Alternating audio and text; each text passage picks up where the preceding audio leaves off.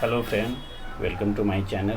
Friend, आज आप सबके सामने लेकर हाजिर हूँ संपूर्ण पॉलिटी का चैप्टर वाइज इम्पोर्टेंट क्वेश्चन जो ज्ञान बिंदु जीएस एकेडमी के द्वारा दिया गया है। तो इसमें टोटल 500 के आसपास क्वेश्चन है। तो चलिए देखते हैं बिना किसी देरी के।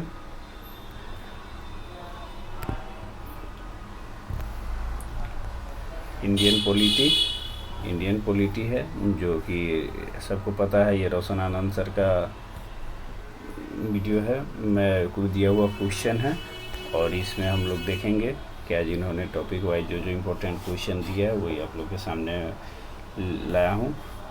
तो ये है टोटल जितने भी इसमें क्वेश्चन दिए गए हैं पॉलिटी से जो इम्पोर्टेंट क्वेश्चन है, एक बार लास्ट टाइम में इसे रिवीजन करने में आप लोग के साथ बहुत सहायता होगी।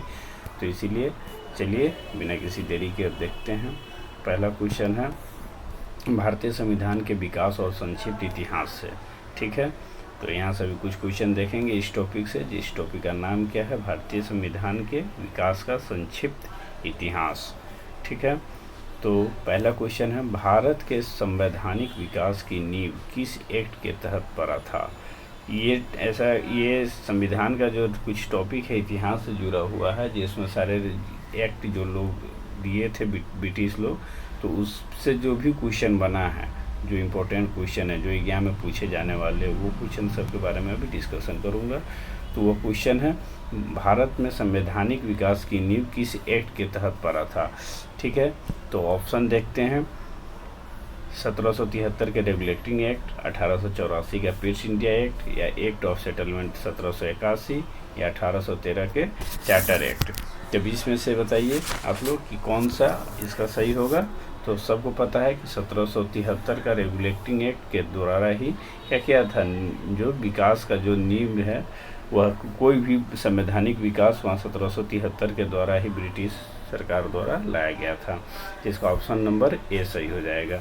ठीक है, दूसरा देखते हैं 1773 ईस्वी में का रेगुलेटिंग एक्ट के संदर्भ में कौन सा कथन सही नहीं है। ठीक है, कौन सा कथन सही नहीं है, तो इसका ऑप्शन नंबर सी हो जाएगा। यही कथन सही नहीं है, इस एक्ट के द्वारा दोहरी प्रशासन की नींव डाली गई थी, जो कि गलत है। बाकी ये सब ऑप्शन सही है। इस एक्ट के तहत केंद्रीय प्रशासन की नींव रखी गई थी, बिल्कुल सही बात है। इस तहत के कंपनी के प्रशासनिक और राजनीतिक कार्यों की मान्यता मिली, बिल्कुल सही है। और इस एक्ट के तहत कंपनी के शासन को नियंत्रित करने के लिए क्या किया गया था, संसदीय बोर्ड की स्थापना किया गया था। तो शासन पर संसदीय नियंत्रण किया गया था। ठीक है, ये दोनों सबका सब सही है। ऑप्शन इसका कौन सा हो जाएगा, सी, इसमें यही गलत है। ठीक है, अब अगला क्वेश्चन आता है मिलान करें। मिलान करना है तो कौन से जो ये कलकत्ता का एक हाई कोर्ट जो बनाया था उच्चतम न्यायालय, या फिर एक्ट ऑफ सेटलमेंट, या फिर इंडिया, या ईसाई पादरियों का आज्ञा, ये सब किस एक्ट के द्वारा, कोई ना कोई एक्ट दिया गया था जिसमें कुछ रूल लाया गया था, सबको पता है। तो इसमें देखेंगे कि इसका हो जाएगा कलकत्ता का एक उच्चतम न्यायालय की स्थापना कब किया गया था, 1784 में। तो ये बिल्कुल सही है। एक्ट ऑफ सेटलमेंट कब लाया गया था, 1781 में, ये भी सही है। पीस इंडिया एक्ट का मैचिंग किससे होगा, 1784 के द्वारा लाया गया था पीस इंडिया एक्ट। ठीक है, और ईसाई पादरियों की आज्ञा पत्र पढ़ा गया था कब, 1813 ईस्वी में। ठीक है, तो इसका आंसर क्या हो जाएगा, 1 2 3 4 सब मिलान एक सामने सामने हैं। ठीक है, तो इसका आंसर अब आएगा। नेक्स्ट क्वेश्चन है कि भारत का जो गवर्नर जनरल को किस एक्ट के द्वारा अपनी भारत के गवर्नर जनरल को किस एक्ट के द्वारा अपनी समिति का निर्णय को अस्वीकार करने का अधिकार मिला। तो यह कौन सा समिति था, किस एक्ट के द्वारा मिला था, किसी भी एक्ट को अपनी समिति के निर्णय को अस्वीकार करने का अधिकार मिला था किसको, भारत के गवर्नर जनरल को। तो भारत के गवर्नर जनरल को किस समिति के अनुसार मिला था, तो इसका ऑप्शन हो जाएगा 1786 का अमेंडमेंट एक्ट जो लाया गया था गवर्नर के लिए, उसी में यह दिया गया था कि कोई भी निर्णय को वह अस्वीकार कर सकता है। ठीक है, अब नेक्स्ट आता है किस चार्टर अधिनियम के तहत कंपनी का अधिकार पत्र को 20 वर्षों के लिए बढ़ा दिया गया? ठीक है, तो जो वहाँ का शासन था, ब्रिटिश से जो शासन रूल यहाँ चल रही थी, तो यहाँ पर जो कंपनी के द्वारा जो रूल किया गया था, तो उसको किस अधिनियम के तहत, किस चार्टर अधिनियम के तहत कंपनी के अधिकार को 20 वर्ष के लिए बढ़ा दिया गया था? तो इसका क्या हो जाएगा? ऑप्शन नंबर बी, 1813 ईस्वी के अधिनियम के अनुसार। और आप लोग बताएंगे कि एक पूर्णतः कब समाप्त कर दिया गया था, कंपनी के अधिकार को पूर्ण रूप से कब समाप्त कर दिया गया था? ठीक है। अब है, निम्नलिखित में से कौन सा कथन 1833 के चार्टर अधिनियम के संदर्भ में गलत है? ठीक है, गलत इसमें से बताना है कि कौन सा है। तो बंगाल के गवर्नर जनरल को भारत का गवर्नर जनरल कहा जाने लगा, यह क्या है, सही है या गलत है? तो यह बिल्कुल सही है। विधिक परामर्श हेतु गवर्नर जनरल की परिषद में विधि सदस्य को शामिल किया गया कि इस 1833 के अधिनियम चार्टर एक्ट के द्वारा, तो यह बिल्कुल सही है। ठीक है। और इस अधिनियम के तहत गवर्नर जनरल का जो पोस्ट था, वो संपूर्ण देश के लिए क्या किया गया था कि एक बजट तैयार करने का अधिकार मिला था। तो बिल्कुल सही है। इसमें 6 नए पार्षद सदस्य को जो जोड़ा गया था, वो विधान परिषद कहा गया, नहीं, यही गलत है। तो इसका आंसर क्या हो जाएगा? डी। ठीक है। अब नेक्स्ट क्वेश्चन है, निम्नलिखित में से कौन सा सुमेलित है, इसको मिलान करना है। तो विधि आयोग का गठन 1834 ईस्वी में हुआ था, बिल्कुल सही है, यह 1834 ईस्वी में हुआ था। दास प्रथा का उन्मूलन राज्य 1843 ईस्वी में हुआ था, तो यह भी सही है, 1843 ईस्वी में। और भारत के राज्य सचिव, भारत में जो राज्य सचिव की नियुक्ति थी, वो कौन से अधिनियम के द्वारा किया गया था? 1858 के अधिनियम के द्वारा। ठीक है, तो इसका आंसर क्या हो जाएगा? उपयुक्त में से सभी। ठीक है। उसके बाद आते हैं 1858 ईस्वी के भारत शासन अधिनियम में कौन सा कथन गलत है? तो इसमें से अब देखेंगे कि कौन सा कथन गलत है। भारत का गवर्नर जनरल का नाम बदल कर वायसराय कर दिया गया, बिल्कुल सही है ये। ठीक है, क्या है? बिल्कुल सही है। गवर्नर जनरल को अध्यादेश जारी करने का शक्ति प्रदान किया गया था, तो यही गलत है, नहीं, यह गवर्नर जनरल को शक्ति नहीं दिया गया था आदेश जारी करने का। ठीक है, और सही है फिर ये सी और डी दोनों सही है। भारत मामले का ब्रिटिश संसद का सीधा नियंत्रण था भारतीय मामले में, और भारत में मंत्री पद की व्यवस्था की गई थी, ये सब सही है। ठीक है, नेक्स्ट देखते हैं किसका मिलान गलत है। इसमें से देखिए कि मिलान किसका गलत है। विभागीय प्रणाली का प्रारंभ कब किया गया था? 1861 के अधिनियम में, तो यह बिल्कुल सही है। 15 सदस्यीय जो भारत शासन अधिनियम 1858 का आया था, वह 1858 में आया था, तो यह सही है। ठीक है, लेकिन कंपनी को औपचारिक रूप से यानी औपचारिक रूप से भंग करने के लिए 1876 का अधिनियम आया था, नहीं, यह कंपनी को औपचारिक रूप से भंग 1876 में नहीं, जबकि 1858 के जो युद्ध हुआ था 1857, उसी के तहत 1858 में जो अधिनियम आया था, उसी में इसको पूरी तरह से भंग कर दिया गया था। ठीक है, तो यह कब हुआ था? तो इसका आंसर क्या हो जाएगा? 9 का कौन सा सही नहीं है, तो पूछा जा रहा है गलत, तो गलत चुनना है, तो हमको यही हो जाएगा गलत, 1876 के अधिनियम के। ठीक है, नेक्स्ट देखते हैं 1862 ईस्वी में निम्नलिखित में से किस भारतीय को तत्कालीन वायसराय लॉर्ड कैनिंग ने अपनी विधान परिषद में नामित किया था? तो इसमें पूछा जा रहा है किस भारतीय को वायसराय लॉर्ड कैनिंग के अपने विधान परिषद में नामित किया गया था? तो किसको किया गया था? यह तीनों को किया गया था। ठीक है, इसमें जो नाम देख रहे हैं ये लोग वो थे जो 1857 में ब्रिटिशों का साथ दिया था। कौन कौन? तो बनारस के राजा सर दिनकर राव और उसके बाद पटियाला के महाराजा। तो इसका आंसर क्या हो जाएगा? सभी के सभी। ठीक है, ये लोग 1857 के युद्ध में भारतीयों का साथ न देकर किसका साथ दिया था? ब्रिटिशों का साथ दिया था। प्रथम विधि आयोग का गठन कब की अध्यक्षता में किया गया था? किसकी अध्यक्षता में किया गया था पूछा जा रहा है। प्रथम विधि आयोग, तो प्रथम विधि आयोग का अध्यक्षता सबसे पहले लॉर्ड मैकाले के कार्यकाल में लाया गया था। प्रथम विधि आयोग का गठन का आंसर क्या हो जाएगा? Lord Macaulay. ठीक है, नेक्स्ट क्वेश्चन देखिए, किस अधिनियम के द्वारा गवर्नर जनरल की परिषद के विधायी एवं प्रशासनिक कार्यों को अलग कर दिया गया था। यहाँ पर एक साथ नहीं कर रहे हैं, यहाँ पर क्या कर दिया है, अलग कर दिया गया था। तो अलग किस अधिनियम के तहत किया गया था, 1853 के चार्टर अधिनियम के द्वारा। ठीक है। और नेक्स्ट क्वेश्चन अब देखते हैं, निम्नलिखित में से कौन से कथन सही नहीं है। इसमें से गलत कथन को चूज करना है।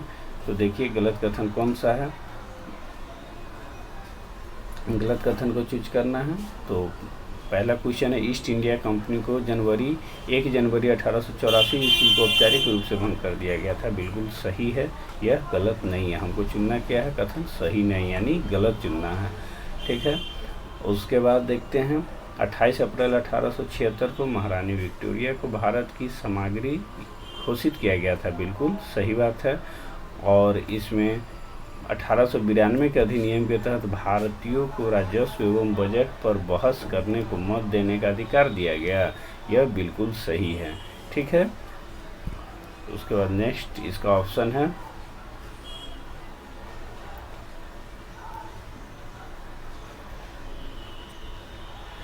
सांप्रदायिक निर्वाचन का जनक लॉर्ड मिंटो को कहा जाता है। सांप्रदायिक जनक का ये इसी को कहा जाता है। सांप्रदायिक निर्वाचन का जनक कौन है, लॉर्ड मिंटो है, इसी को कहा जाता है। यह बिल्कुल सही है। ठीक है। नेक्स्ट क्वेश्चन देखिए, इसमें मिलान करना है। ठीक है। सूची 1 को सूची 2 से मिलान करना है। तो देखिए, भारत सरकार अधिनियम 1919 प्रांतीय स्वायत्त क्या है, यह 1919 में लगाया गया था। तो देखिए इसको सामने से मिलान होगा या अलग अलग मिलान होगा। ठीक है। तो इसका देखते हैं, ऑप्शन इसका नीचे है 13, ए का 3, बी है इसका आंसर। ठीक है। इसका आंसर बी है। तो इसमें देखिए ए का 3, भारत सरकार अधिनियम जो है वह कब लाया गया था। तो यह भारत शासन अधिनियम जो है वह लागू किया गया था 1919 में। भारत सरकार अधिनियम 1919 में लाया गया था। तो इसका हो जाएगा, प्रांतों में द्वैत शासन 1919 के द्वारा लगाया गया था। 1935 में प्रांतीय स्वायत्तता, लॉर्ड मांडले मिंटो जो सुधार था यह सांप्रदायिक निर्वाचन के लिए था। और उसके बाद भारत परिषद अधिनियम 1861 में सती प्रथा का अंत किया गया था। ठीक है। और उसके बाद भारत परिषद अधिनियम, इसमें सब क्या किया गया था कि ब्रिटिश शासन शक्ति में ये 1858 का ब्रिटिश शासन जो था वो शक्ति में आया था। तो इसका आंसर क्या हो जाएगा, बी। ठीक है। नेक्स्ट क्वेश्चन देखते हैं कि भारत परिषद अधिनियम में एक कौन सा, इसमें से कौन सा कथन पर विचार करना है। तो यह अधिनियम भारत परिषद अधिनियम 1919 में 15 का हो जाएगा ऑप्शन नंबर कौन सा सही, यह टोटल का टोटल सही है। ठीक है। देख लेते हैं, यह अधिनियम के अनुरूप प्रश्न पूछने और बजट प्रस्ताव पर स्थानांतरित करने के लिए विद्वान परिषद के सदस्यों को सशक्त बनाया गया। बिल्कुल सही है। इस अधिनियम ने मुसलमान को अलग निर्वाचन मंडल देकर सांप्रदायिकता को वैध बनाया था। बिल्कुल सही है। यह अधिनियम भारत के ब्रिटेन के सभी संवैधानिक प्रयोगों में से सबसे कम समय तक चलने वाला अधिनियम था। बिल्कुल सही है, क्योंकि 1857 में जैसी ये सब आंदोलन हुआ था तो ये सारे चीज़ को क्या किया गया था, इस 1909 के अधिनियम को ख़त्म कर दिया गया था। ठीक है। नेक्स्ट क्वेश्चन देखते हैं कि वे प्रथम भारतीय कौन थे जिन्होंने वायसराय की कार्यपालिका परिषद सदस्य बनाया गया था। तो ये कौन थे, सत्येंद्र प्रसाद सिन्हा थे। भारत शासन अधिनियम 1919 के तहत संसद में निम्नलिखित में से कौन सा कथन मतलब इसमें से 1919 के संदर्भ में कौन सा कथन असत्य है। ठीक है। कौन सा कथन असत्य है, तो इस अधिनियम ने भारत में आंशिक रूप से उत्तरदायी शासन व्यवस्था की प्रणाली की थी। ये सही है। उसके बाद देखते हैं कि इस अधिनियम के द्वारा केंद्र सरकार द्वारा द्विसदनीय व्यवस्था प्रारंभ की गई थी। बिल्कुल सही है। इस अधिनियम द्वारा केंद्र सरकार में द्वैध शासन की व्यवस्था की गई थी, बिल्कुल सही है। इस अधिनियम द्वारा पृथक निर्वाचन प्रणाली का विस्तार किया गया था, नहीं, यह ऑप्शन गलत है। ठीक है, हमको गलत ही चुनना था। अब देखते हैं प्रांतों में द्वैध शासन का जनक किसे कहा जाता है। प्रांतों में द्वैध शासन का जनक किसे कहा जाता है, लियोनेस कार्टियस को। ठीक है, उसके बाद आता है निम्नलिखित में से किसका गठन 1919 के अधिनियम के तहत नहीं हुआ है। इसमें पूछा जा रहा है कि नहीं हुआ है 1919 के अधिनियम के तहत किसका गठन नहीं हुआ है। तो यह चुनाव आयोग का गठन 1935 के अधिनियम के तहत हुआ था, जबकि यह 1919 में पूछा जा रहा है, इसलिए यह नहीं होगा।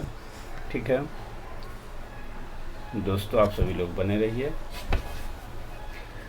अब देखते हैं, मिलान करना है कि कौन से अधिनियम में क्या क्या चीज़ लाया गया, मतलब किस अधिनियम जो अधिनियम आया था तो तत्कालीन ब्रिटिश में प्रधानमंत्री के पद पर कौन थे। ठीक है, ये प्रधानमंत्री से सवाल एक न एक पूछा ही जाता है, इसलिए इसे ज़रूर याद रखिएगा। ठीक है, तो इसमें देखते हैं कि इसका ऑप्शन कौन सा मैच करता है। तो निर्वाचन जो था, निर्वाचन सांप्रदायिक निर्वाचन के लिए हेनरी अस्क्विथ जिस समय प्रधानमंत्री था ब्रिटिश के, उस समय लाया गया था हेनरी अस्क्विथ को। और उसके बाद महिला को वोट देने का अधिकार दिया था किसने, लॉर्ड जॉर्ज ने। और प्रांतीय स्वायत्ता जब आया था तो उस समय स्टैनली ब्लडविन थे। और भारत की स्वतंत्रता जिस समय हुआ था उस समय कौन था, क्लीमेंट एटली। ठीक है, जिसका ऑप्शन नंबर ए सही हो जाएगा। ठीक है, 1919 के भारत शासन अधिनियम के द्वारा किसे यह अधिकार दिया गया कि वह भारत के महालेखा परीक्षक की नियुक्ति कर सकता है। तब इसमें किसको अधिकार दिया गया था, तो इसका हो जाएगा भारत सचिव को। ठीक है, 1919 में भारत शासन अधिनियम के द्वारा किसे यह अधिकार दिया गया है कि वह भारत के महालेखा परीक्षक की नियुक्ति कर सकता है, तो कौन करेगा, भारत सचिव। ठीक है, नेक्स्ट देखते हैं 1935 में भारत शासन अधिनियम में कितने अनुच्छेद और अनुसूचियाँ थी। तो हम सब जानते हैं कि हमारा जो संविधान है उसमें सबसे ज़्यादा जो अभी हमारे जो मूल संविधान 1995 का आर्टिकल है उसमें सबसे ज़्यादा कहाँ से लिया गया है, यही 1935 के अधिनियम से ही बहुत सारे कानून लिए गए हैं। तो उस समय इसमें क्या क्या कितने थे, तो इस समय 321 अनुच्छेद व 10 अनुसूचियाँ थी। ठीक है, तो अभी आप लोग बताएंगे कि अभी प्रेजेंट में हमारे संविधान में कितने अनुच्छेद और कितने अनुसूचियाँ हैं। ठीक है, नेक्स्ट क्वेश्चन देखते हैं कि इसमें कौन सा अधिनियम साइमन कमीशन के रिपोर्ट पर आधारित है। तो कौन सा अधिनियम आधारित है, भारत शासन अधिनियम 1935। ठीक है, साइमन कमीशन जो आया था वो रिपोर्ट कब जमा किया था, 1927 में यह आया था। और ये अपना रिपोर्ट कब जमा किया था, 1935 में। ठीक है, नेक्स्ट क्वेश्चन है निम्नलिखित में से कौन भारत सरकार अधिनियम 1935 की विशेषता नहीं है। यह 1935 की इसकी विशेषता नहीं है, तो यह हो जाएगा प्रांतों में द्वैध शासन की व्यवस्था। यह 1935 की विशेषता नहीं है, जबकि यह 1919 में ही लागू किया गया था। ठीक है, निम्नलिखित में से कौन सी वह सूचियाँ है जिनका उल्लेख भारत शासन अधिनियम 1935 में किया गया था। तो समवर्ती सूची, प्रांतीय सूची और संघ सूची, यह तीनों हम लोग को देखते हैं। जिसमें कि समवर्ती सूची किसे कहते हैं, जिसमें दोनों कानून बनाता है केंद्र सरकार और राज्य सरकार। प्रांतीय मतलब इसमें राज्य सरकार और संघ मतलब केंद्र सरकार। ठीक है, तो यह 1935 के अधिनियम से कौन कौन सा लिया गया है, तो इसमें देखेंगे तो इसका क्या हो जाएगा, 1 और 2। ठीक है, समवर्ती सूची और प्रांतीय सूची 1935 के अधिनियम से लिया गया है, जबकि संघ सूची 1935 के अधिनियम से नहीं लिया गया है। ठीक है, आंसर इसका हो जाएगा डी। नेक्स्ट क्वेश्चन है 26 सुमेलित कीजिए 1935 का। तो इसका हो जाएगा 26 का क्या है आंसर, 26 का सी, यानी कि 3, 2, 1। इसका विदेशी कार्य, करेंसी और मुद्रा, नौसेना, वायुसेना, जनगणना, यह अधिनियम 1935 में उल्लेखित था। और यह विषय किससे संबंधित था, तो यह है परिसंघ समिति से सूची से संबंधित था, पुलिस, प्रांतीय सेवा या प्रांतीय सूची से, और दंड, विधि और कार्य सिविल या समवर्ती सूची से जुड़ा हुआ था। ठीक है, यह गुलामी का अधिकार पद था। भारत सरकार अधिनियम 1935 के बारे में यह कथन किसने दिया था कि यह गुलामी का अधिकार पत्र है? तो यह किसने कहा था? तो इसका आंसर हो जाएगा जवाहरलाल नेहरू के द्वारा कहा गया था कि यह गुलामी का अधिकार पत्र है। ठीक है, नेक्स्ट देखते हैं, निम्नलिखित में विचार करना है। ठीक है, 28 का क्या है कि इस अधिनियम में प्रस्तावना का अभाव था। वर्मा को वर्मा को भारत से पृथक्करण किया यानी अलग कर दिया गया था। भारतीय निर्वाचन बैंक की स्थापना सांप्रदायिक निर्वाचन पद्धति के द्वारा किया गया था। तो इसमें हमें बताना है कि कौन से अधिनियम से ये सब संबंधित है जिसमें प्रस्तावना का अभाव था, वर्मा को भारत से पृथक्करण कर दिया गया, रिजर्व बैंक की स्थापना था। तो ये सारे के सारे आपको कहाँ मिलेंगे? 28 का भारत में हो जाएगा 1935 के भारत शासन अधिनियम में। ठीक है, ब्रिटिश संसद में भारतीय स्वतंत्रता अधिनियम 1947 कब पारित किया गया था? तो यह कब पारित किया गया था? 4 जुलाई 1947 को। ठीक है, भारतीय स्वतंत्रता अधिनियम 1947 से संबंधित निम्नलिखित में से कौन सा कथन सही नहीं है? ठीक है, अब इसमें देखना है कि कौन से कथन सही नहीं है। तो इसमें कौन सा कथन सही नहीं है? इस अधिनियम को 20 जुलाई 1947 को शाही स्वीकृति प्राप्त हुई थी। तो यही कुछ कथन क्या है? यही कथन गलत है। ठीक है, अब देखते हैं नेक्स्ट क्वेश्चन। भारत शासन अधिनियम 1935 के प्रस्तावित संघीय विधायिका के उच्च सदन का नाम क्या था? भारत शासन अधिनियम 1935 के अनुसार जो प्रस्तावित संघीय विधायिकी थी उसका सर्वोच्च जो था वह सर्वोच्च सदन का नाम क्या था? तो यह क्या हो जाएगा? Council of state. ठीक है, इसका नाम क्या था? Council of state. Next question है, भारतीय स्वतंत्रता अधिनियम 1947 के प्रवृत्त होने के पूर्व जनमत में कौन से जिला पाकिस्तान के पक्ष में मत दिया था? जब जनमत कराया गया था 1947 में, तो इसमें कौन सा जिला जो था वह पाकिस्तान के पक्ष में मत दिया था? तो यह हो जाएगा सिलहट। सिलहट जिला जो था वो पाकिस्तान के पक्ष में दिया था। ठीक है, नेक्स्ट देखते हैं।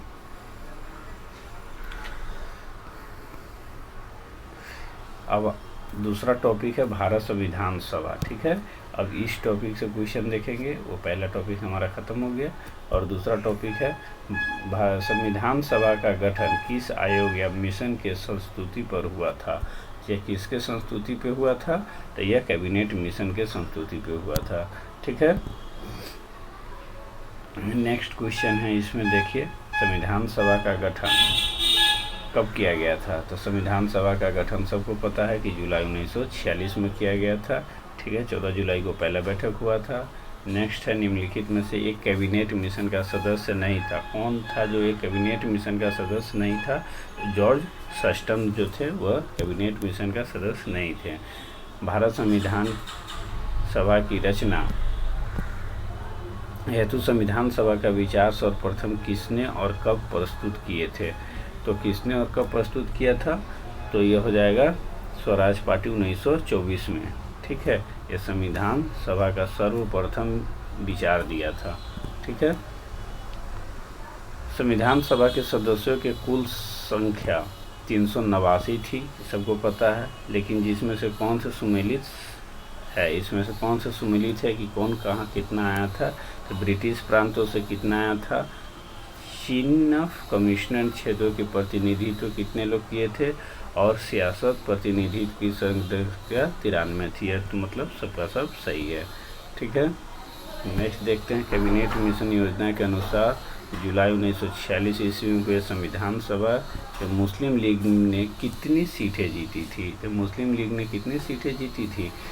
यह 73 सीटें जीती थी। ठीक है, संविधान सभा की पहली बैठक कहाँ हुई थी? संविधान सभा की पहली बैठक नई दिल्ली में की गई थी।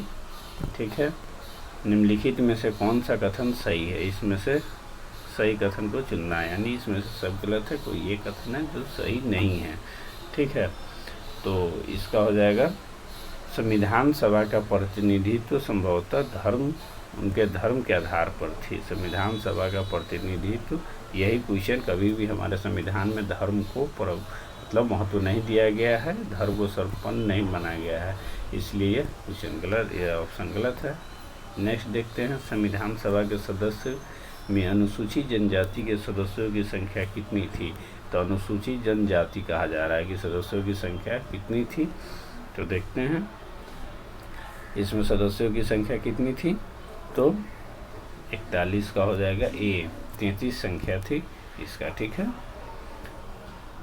42 में है संविधान की सभा में महिला सदस्यों की संख्या कितनी थी? महिला नहीं होगा, यहाँ महिला होगा। ठीक है, यहाँ महिला मिस्टेक है, महिला सदस्यों की संख्या कितनी थी? तो सबको पता है यह 15 सदस्य संविधान सभा में थी। ठीक है, संविधान के विभिन्न पहलुओं के अध्ययन हेतु संविधान सभा कितनी समितियां नियुक्त की गई थी? तो इसे कितनी समितियां नियुक्त की गई थी? तो यह 13 समिति थी जिसको संविधान सभा के विभिन्न पहलू के अध्ययन करने के लिए इसको नियुक्त किया गया था। ठीक है, निम्नलिखित में से कथन पर विचार करना है। तो 11 दिसंबर 1946 को डॉक्टर राजेंद्र प्रसाद को अस्थायी अध्यक्ष निर्वाचित किया गया था। यह क्या है? बिल्कुल सही है। ठीक है, 13 दिसंबर 1946 को जवाहरलाल नेहरू द्वारा उद्देश्य प्रस्ताव दिया गया था, ये भी सही है। 29 अगस्त 1947 को प्रारूप समिति का गठन किया गया था, ये भी सही है। इसका ऑप्शन नंबर डी हो जाएगा सही। ठीक है, किसका मिलान गलत है? अब गलत देखना है कि संचालन समिति का मिलान कौन? राजेंद्र प्रसाद ने किया था, तो यह बिल्कुल सही है। ठीक है, और संघ समिति का सरदार पटेल नहीं, इसमें जवाहरलाल नेहरू है। ठीक है, जेके जवाहरलाल नेहरू। ठीक है, और संघीय संविधान का नेहरू जी। ठीक है, उसके बाद मौलिक अधिकार और उप समिति बनाया गया था, जेवी कृपलानी को, बिल्कुल सही है। ठीक है, निम्नलिखित में से कौन से संविधान सभा के प्रारूपण के सदस्य नहीं थे? तो प्रारूपण के सदस्य कौन नहीं थे? डॉक्टर राजेंद्र प्रसाद नहीं थे। ठीक है, डॉक्टर BR अम्बेडकर भारत के किस राज्य से संविधान सभा के लिए चुने गए थे? तो सबसे पहली बार आप लोगों को पता होगा कि वो पूर्वी बांग्लादेश से चुने गए थे, जबकि वहाँ वह पाकिस्तान में चले जाने के बाद फिर से उसको कहाँ से राजेंद्र अम्बेडकर जी कहाँ से फिर चुनाव लड़े थे? तो यह हो जाएगा बंगाल से। ठीक है, सबसे पहली बार ये बंगाल से चुन कर आए थे, कहा जा रहा है संविधान सभा के लिए चुन के आए थे, लेकिन जब वो दोबारा में फिर वह कहाँ से चुन गए थे? महाराष्ट्र से। ठीक है, 3 जून 1947 की योजना के अनुसार देश के बंटवारा हो जाने पर भारतीय संविधान की कुल सदस्यों की कितनी निश्चित की गई थी?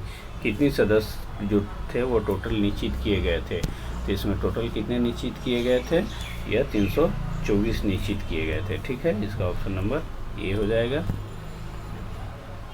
देखते हैं नेक्स्ट क्वेश्चन, देश विभाजन के बाद संविधान सभा का पुनर्गठन कब किया गया था?